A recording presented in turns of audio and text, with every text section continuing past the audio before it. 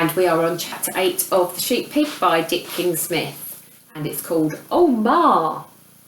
Fly's suspicions about what the farmer was up to grew rapidly over the next few weeks. It soon became obvious to her that he was constructing, on his own land, a practice course. From the top of the field where the rustlers had come, the circuit which he laid out ran all round the farm, studded with hazards to be negotiated. Some were existing gateways or gaps. Some he made with hurdles or lines of posts between which the sheep had to be driven. Some were extremely difficult. One, for example, a plank bridge over a stream, was so narrow that it could only be crossed in single file, and the most honeyed words were needed from Babe to persuade the animals to cross.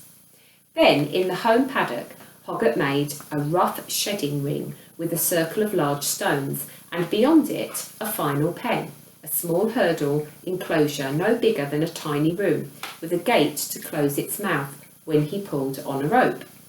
Every day the farmer would send Fly to cut out 5 sheep from the flock and take them to the top of the hill and hold them there.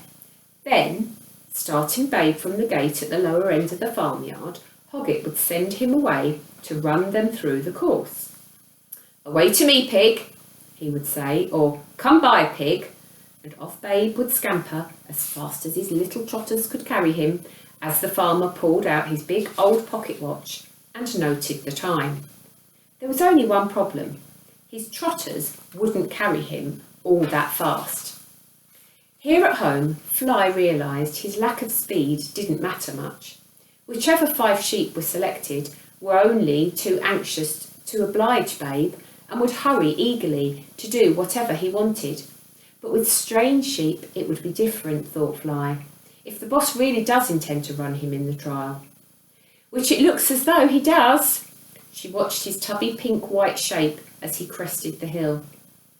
That evening at supper time she watched again as he tucked into his food. Up till now it had never worried her how much he ate. He's a growing boy, she had thought fondly. Now, she thought, he's a greedy boy too. "Babe," she said, as with a grunt of content he licked the last morsels off the end of his snout. His little tin trough was as shiningly clean as though Mrs. Hoggett had washed it in her sink, and his tummy was as tight as a drum. "Yes, Mum? You like being a sheep pig, don't you?" "Oh, yes, Mum. And you'd like to be really good at it, wouldn't you? The greatest, better than any other sheep pig." "Do you think there are any others?" "Well, no, but better than any sheepdog then." "Oh, yes, I'd love to be, but I don't really think that's possible. You see, although sheep do seem to go very well for me and do what I ask, I mean, do what I tell them, I'm nothing like as fast as a dog and never could be." "No, you could be a jolly sight faster than you are." "How?" "Well, there are 2 things you'd have to do, dear," said Fly. "First, you'd have to go into proper training. 1 little run around a day is not enough. You'd have to practice hard. Jogging, cross-country running, sprinting, distance work. I'd help you, of course." It all sounded fun to Babe. "Great," he said, "but you said 2 things. What's the second?" "Eat less," said Fly. "You'd have to go on a diet." Any ordinary pig would have rebelled at this point. Pigs enjoy eating, and they also enjoy lying around most of the day thinking about eating again. But Babe was no ordinary pig, and he set out enthusiastically to do what Fly suggested. Under her watchful eye, he ate wisely, but not too well, and every afternoon he trained to a programme which she had worked out, trotting right round the boundaries of the farm, perhaps, or running up to the top of the hill and back again, or racing up and down the home paddock. Hoggett thought that Pig was just playing, but he couldn't help noticing how he had grown. Not fatter, as a sty-kept pig would have done, but stronger and wirier. There was nothing of the piglet about him anymore. He looked lean and racy and hard-muscled, and he was almost as big as the sheep he herded. And the day came when that strength and hardness were to stand him in good stead. And there's a picture of the pig doing his training. Let's 4 pictures. One beautiful morning, when the sky was clear and cloudless, and the air so crisp and fresh that you could almost taste it, Babe woke feeling on top of the world. Like a trained athlete, he felt so charged with energy that he simply couldn't keep still. He bounced about the stable floor on all 4 feet, shaking his head about and uttering a series of short, sharp shrieks. "You're full of it this morning," said Fly with a yawn. "You'd better run to the top of the hill and work it and back to work it off."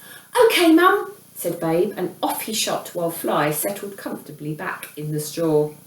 Dashing across the home paddock, Babe bounded up the hill and looked about for the sheep. Though he knew he would see them later on, he felt so pleased with life that he thought he would like to share that feeling with Ma and all the others before he ran home again, just to say, "Hello, good morning everybody, isn't it a lovely day?" They were, he knew, in the most distant of all the fields on the farm, right away up at the top of the lane. He looked across, expecting that they would be grazing quietly or lying comfortably on the cudding in the morning sun, only to see them galloping madly in every direction. On the breeze came the cries of "Woof!" but not in the usual bored, almost automatic tones of complaint that they used when Fly worked on them. These were yells of real terror, desperate calls for help.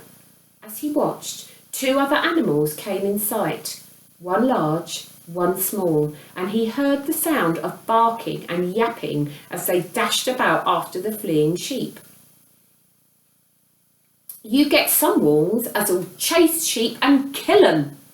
Ma's exact words came back to Babe, and without a second thought, he set off as fast as he could to go up in the direction of the noise. What a sight greeted him when he arrived in the far field. The flock, usually so tightly bunched, was scattered everywhere, eyes bulging, mouths open, heads hanging in their evident distress, and it was clear that the dogs had been at their worrying for some time. A few sheep had tried in their terror to jump the wire fence and had become caught up in it. Some had fallen into the ditches and got stuck. Some were limping as they ran about, and on the grass were lumps of wool torn from others. Most dreadful of all, in the middle of the field, the warriors had brought down a ewe, which lay on its side, feebly kicking at them as they growled and tugged at it. On the day when the rustlers had come, Babe had felt a mixture of fear and anger. Now he knew nothing but a blind rage, and he charged flat out at the 2 dogs, grunting and snorting with fury. Nearest to him was the smaller dog, a kind of mongrel terrier, which was snapping at one of the ewe's hind legs, deaf to everything in the excitement of the worry.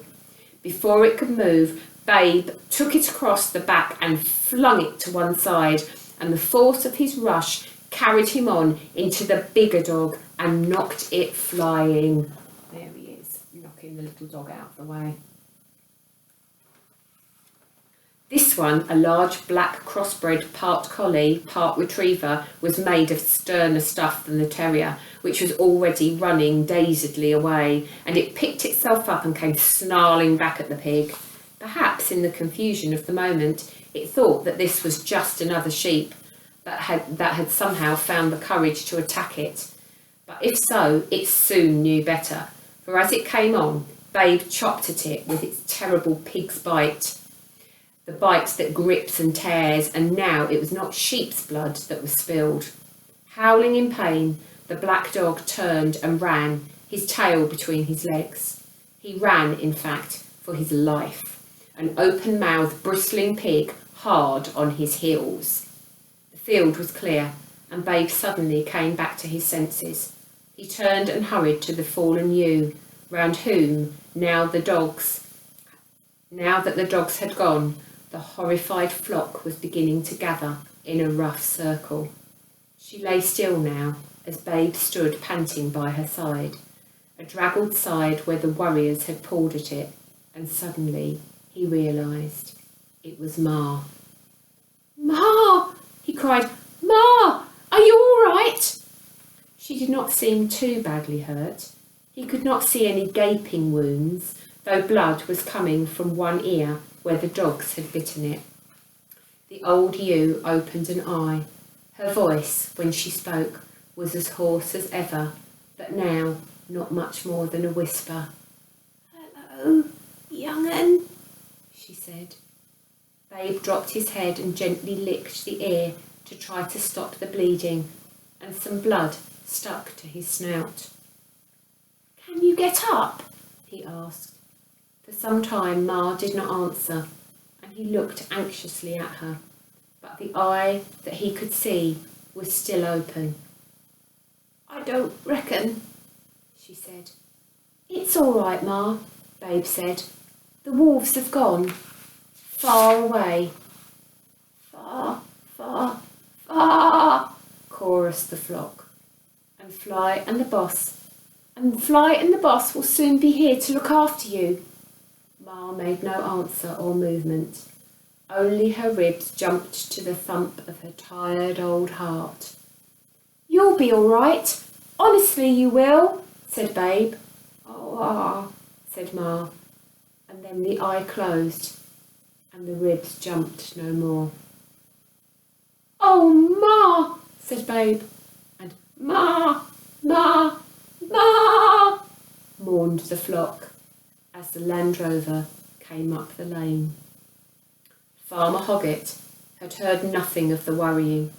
The field was too far away, the wind in the wrong direction, but he had been anxious, and so by now had Fly, because Pig was nowhere to be found. The moment they entered the field, both man and dog could see that something was terribly wrong. Why else was the flock so obviously distressed, panting and gasping and dishevelled? Why had they formed that ragged circle, and what was in the middle of it?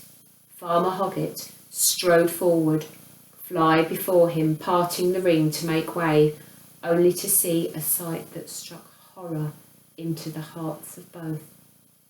There before them lay a dead ewe, and bending over it was the pig, his snout almost touching the outstretched neck, a snout they saw that was stained with blood. So what does Farmer Hoggett and Fly think has happened? Next time we'll read chapter 9, Was It Babe?